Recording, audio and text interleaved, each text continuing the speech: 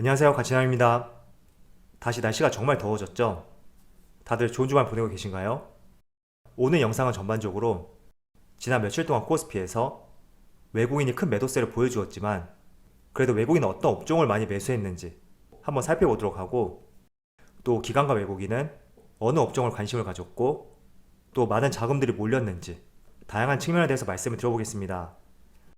아울러 어제 제가 여러분들에게 장기 투자와 관련해서 말씀을 드렸었는데 조금 더 추가적인 내용에 대해서 여러분들이 알고 가시면 좋을 것 같아서 이 부분도 같이 한번 말씀을 드려볼게요. 자, 일단 지금 보시는 차트 같은 경우에는 미국의 3대 지수예요. 파란색이 나스닥이고요, 초록색이 S&P 500, 빨간색이 다우지수, 이렇게 3대 지수를 나타냈고, 지금 촬영하는 날짜는 토요일이기 때문에 5월 22일, 기준일을 5월 22일로 설정을 하였습니다. 그래서 과거 5년 전에 이 3대 지수가 모두 동일선상에서 출발했다고 가정했을 때 어떤 지수가 가장 큰 상승을 보여주었는지 이걸 나타낸 차트거든요. 자, 한번 살펴보면 기간은 5년이라고 되어 있지만 실제로 시작한 시점은 2017년도부터 약 4년이라고 보면 좋을 것 같아요. 자, 한번 살펴볼게요. 이 3대 지수의 흐름, 전체적으로 움직임은 비슷했지만 그래도 상승 추세를 봤을 때는 압도적으로 나스닥이 높다는 것을 확인할 수가 있습니다. 그리고 S&P 500, 다우지수, 이렇게 순서대로 되어 있는데, 일단 나스닥 같은 경우에는 기술주, 성장주, 이런 업종들이 많이 포진해 있고, 또 밑에 다우지수 같은 경우에는 산업평균지수이기 때문에 전반적으로 경기 민감주, 우리가 경기 민감주를 참조할 때는 다우지수를 참조하고 있습니다. 그리고 S&P 500 같은 경우에는 이 나스닥하고 다우지수를 모두 아우르는 지수이다, 이렇게 설명을 드릴 수가 있습니다. 자, 그래서 최근 4년 동안에 미국 3대 지수의 흐름을 살펴보더라도 절대적으로 나스닥 지수가 가장 높고, 그렇다는 것은 기술주와 성장주가 주가의 퍼포먼스에 있어서 상대적으로 우위에 있다, 이렇게 볼 수가 있습니다. 그래서 어제도 말씀을 드렸듯이 우리가 장기 투자를 할 때는 이 성장성에 한계가 있는지 그 부분을 유심히 들여다보는 것이 정말 중요하거든요. 자, 그렇다면 지금 보시는 차트가 2017년부터 지금까지 나와 있는 차트이기 때문에 제가 기준 날짜를 1년 앞당겨서 한번 살펴보도록 할게요. 2021년 5월 22일이니까 정확하게 1년 전으로 가서 지금 시점을 작년 5월 22일이라고 가정한다면 이렇게 비교해봐도 파란 색깔, 나스닥이 훨씬 상승률이 높죠. 그렇다면 1년 전으로 다시 가볼게요. 2019년, 이때를 봐도 나스닥이 높고, 그리고 18년, 17년, 16년, 15년, 그리고 14년, 13년, 12년, 11년까지 이렇게 10년간의 흐름을 보더라도 성장주와 기술주가 포진해 있는 나스닥이 지수의 상승에 있어서 가장 퍼포먼스가 좋았습니다. 자, 그렇기 때문에 우리가 투자를 할 때도 이 미국 3대 지수를 비교해 보면서 장기 투자할 때는 어떤 업종으로 투자를 해야 되는지 조금은 감을 세워보시는데 도움이 되었으면 좋겠습니다. 자, 그렇지만 성장주라는 것은 지금 성장주라고 해서 10년 뒤, 20년 뒤, 그리고 50년 뒤 계속 성장주로 분류되는 것은 아니거든요. 대표적으로 자동차 산업, 이 자동차 산업 같은 경우에도 90년대에는 아마도 성장주로서 분류가 되었을 것입니다. 그런데 2010년대가 되면서 자동차의 보급이 상당히 많이 늘었고 더 이상 점유율을 높이지 못하는 상황이 왔기 때문에 성장주에서 가치주로 이렇게 종목을 바라보는 시각이 바뀔 수가 있었습니다. 지금도 마찬가지죠. 만약에 전기차하고 수소차, 지금 현재 2021년이 아니라 언제가 될지는 모르겠지만 내연기관 자동차만큼 보급률이 상당히 올라오게 된다면 그때에 대해서는 다시 가치주로 분류가 될 수가 있습니다. 그래서 어떤 차이점이 있는지 여러분들이 한번 생각해 보셨으면 좋겠습니다. 그렇지만 반도체 같은 경우에는 10년, 20년, 30년, 50년 이렇게 시간이 지난다고 하더라도 저는 여전히 성장주로서 분류할 수 있는 최고의 업종이지 않나, 이런 생각을 하고 있습니다. 그래서 미국의 3대 지수를 한번 비교해 보면서 장기 투자할 때 적합한 종목에 대해서 한번 기준을 세워보시는데 도움이 되었으면 좋겠습니다.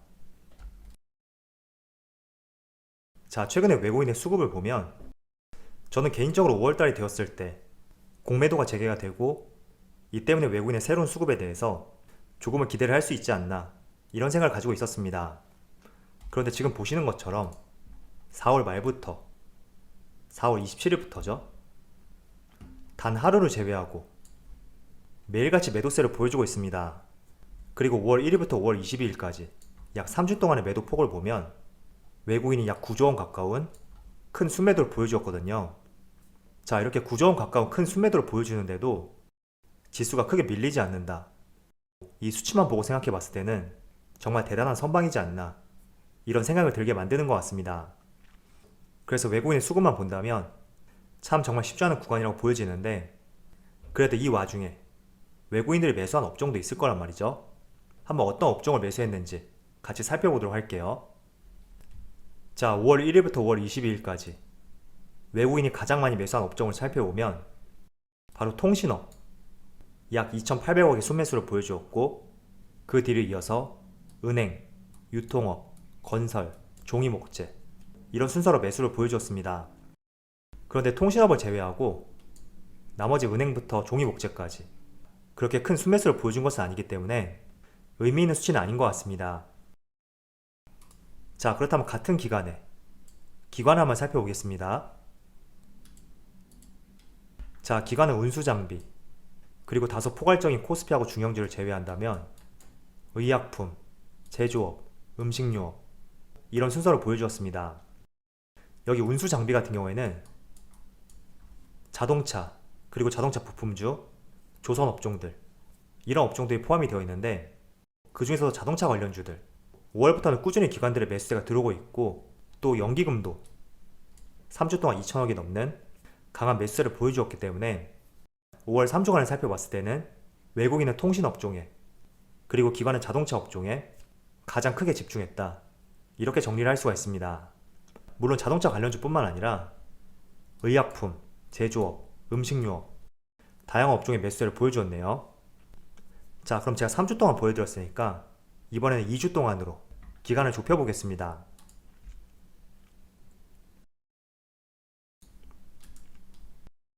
지난주 5월 10일부터 22일까지 외국인이 가장 많이 매수한 업종을 살펴보면 여전히 통신업종 크게 매수세를 보여주고 있고 기관도 여전히 운수장비, 자동차 관련주를 크게 매수하고 있는 것을 알 수가 있습니다. 연기금도 마찬가지죠. 그리고 음식료, 의약품, 유통 이런 순서를 매수했고 그럼 마지막으로 이번 주에 대해서 확인해 보겠습니다.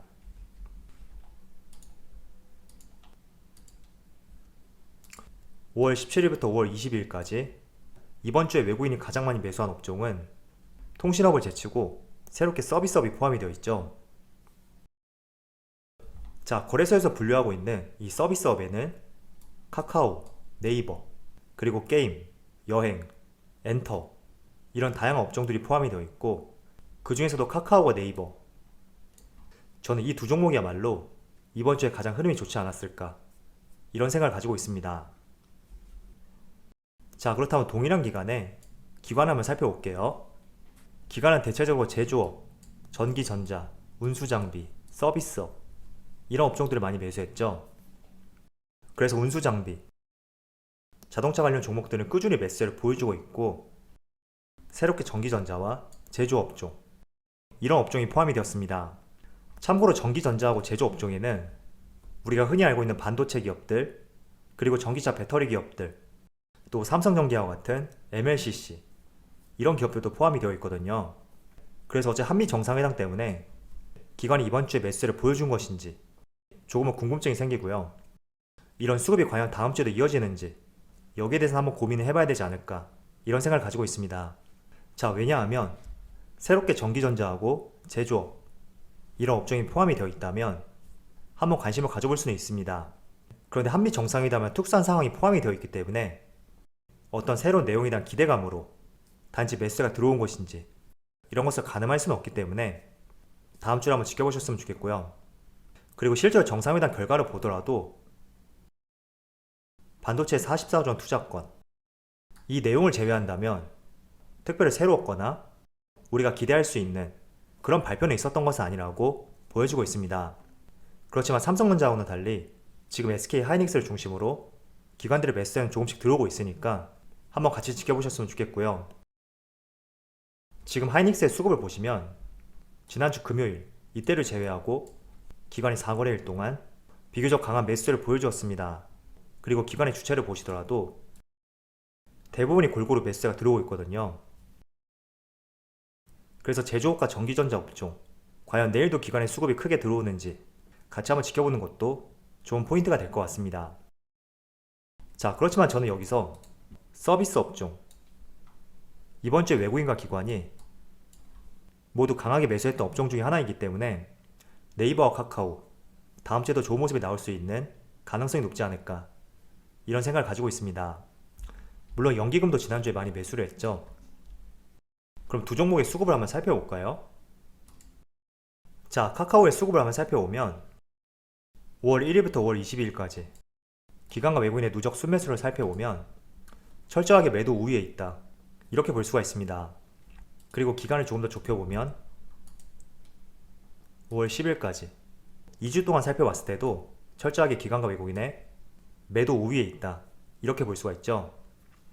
자, 한 주 동안의 기관과 외국인 이렇게 강한 매도세를 보여주었다는 것은 차트를 보지 않더라도 당연히 하락이 나왔을 거예요.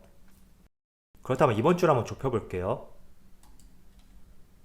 5월 17일부터 22일까지 지난주에 카카오의 수급을 보면 기관과 외국인 모두 양매수를 보여주었고 철저하게 매수 우위에 있다, 이렇게 볼 수가 있습니다.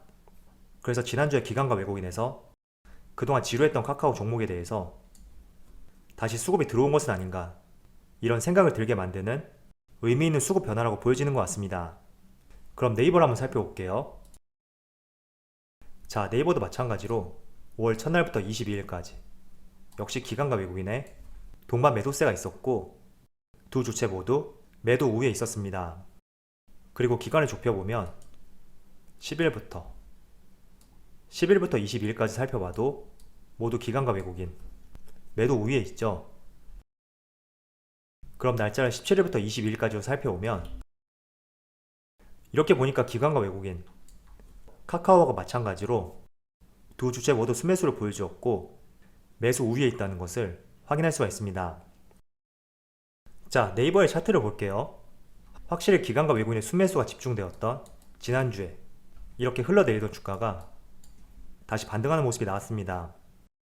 제가 여러분들에게 말씀드리는 수급, 이 수급 같은 경우에는 조금은 단기적인 성향으로서 그 종목을 투자하는데 참조할 수 있는 자료가 될 수가 있습니다. 물론 제가 보여드리는 자료가 절대적으로 100% 정확하다고 볼 수는 없지만 그래도 기관과 외국인의 수급을 보면서 조금은 짧은 관점에서 내가 스윙 투자를 할 때는 정말로 참조하기 좋은 지표라고 생각을 하고 있습니다. 그래서 지난주에 시장이 좋지 못한 상황에서 기관과 외국인이 서비스 업종 그리고 카카오 네이버에 대해서 조금은 집중될 수 있는 매수세를 보여주었던 만큼 한번 다음 주의 흐름도 지켜보신다면 하나의 좋은 투자 포인트가 될 것 같습니다. 자, 주식을 투자할 때는 정말 100% 수익을 낼 수 있는 그런 방법은 존재하지 않습니다. 그래서 항상 나만의 기준을 세우면서 그 기준에서 벗어나지 않는 범위에서 항상 매매를 하는 것이 정말 중요하다고 생각하고 있고, 저는 비교적 짧은 관점에서 스윙 투자를 할 때는 기관과 외국인이 어떤 업종을 많이 매수하는지 그 점을 체크해보고 또 그 업종 내에서 어떤 종목들을 매수하는지 이런 수급적인 측면을 보면서 조금은 짧은 관점으로 대응을 해보고 있습니다. 물론 장기 투자할 때는 그 종목이 가지고 있는 여러가지 업황이라든지 재료, 실적 이런 것들이 중요하다고 볼 수가 있는데, 그렇지만 저는 단기적인 방향성을 잡을 때는 이 수급이 정말 가장 중요한 지표다, 이런 생각을 가지고 있고, 결국에는 코스피 상위 종목들, 시가총액이 높은 종목들은 기관과 외국인의 매수가 이어져야지 주가는 상승할 수밖에 없다고 생각을 갖고 있습니다. 그래서 여러분들도 한번 여러분들에게 최적화된 매매 방법, 그 방법을 한번 찾아보시면서 여러분 스스로에게 맞춰서 한번 대응을 해보셨으면 좋겠습니다. 만약에 여러분들이 짧은 관점으로 대응하는 게 힘들고 또 이렇게 하루하루 수급을 체크하면서 매매하는 것이 스트레스가 쌓인다, 그렇다면 장기 투자하는 것이 최적화된 방법이 될 수가 있고, 반대로 장기 투자하는 것은 내 성격과 맞지 않다, 그런 분들이라면 여러분들에게 최적화된 매매 방법이 분명히 있을 거예요. 그걸 한번 발굴해 보시면서 100%가 아니라 60% 이상의 성공률을 가져오자, 이런 마인드와 함께 한번 시장에 임해 보셨으면 좋겠습니다. 자, 그럼 오늘 영상 저와 지속하고요. 언제나 여러분들의 성공 투자를 기원하도록 하겠습니다. 감사합니다.